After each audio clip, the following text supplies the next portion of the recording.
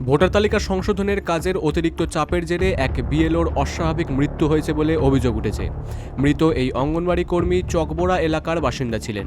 পরিবার সূত্রে খবর, চড়াম এলাকার ফর্ম বিলির কাজ করার সময় ওই বিএলও ব্রেন স্ট্রোকে আক্রান্ত হন এবং পরে তার মৃত্যু হয়। মৃতের স্বামী ও পরিবার সরাসরি অভিযোগ করেছেন যে বিডিও অফিস থেকে ৮০% লক্ষ্যমাত্রা পূরণের জন্য ক্রমাগত চাপ দেওয়া হচ্ছিল।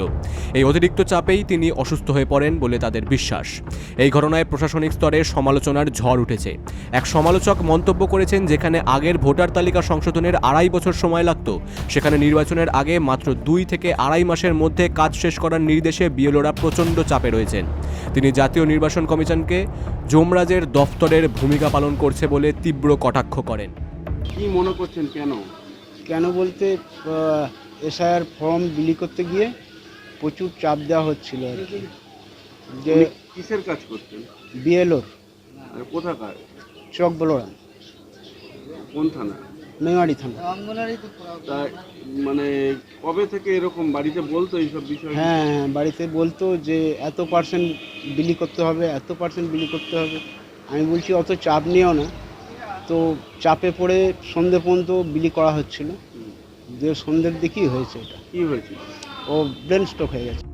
এই মর্মান্তিক ঘটনায় এলাকায় শোকের ছায়া নেমে আসে এবং প্রশাসনিক কাজের পদ্ধতি নিয়ে প্রশ্ন ওঠে।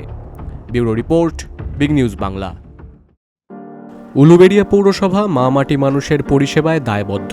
আমাদের লক্ষ্য দূষণমুক্ত শহর এবং নির্মল উলুবেড়িয়া গড়ার লক্ষ্য।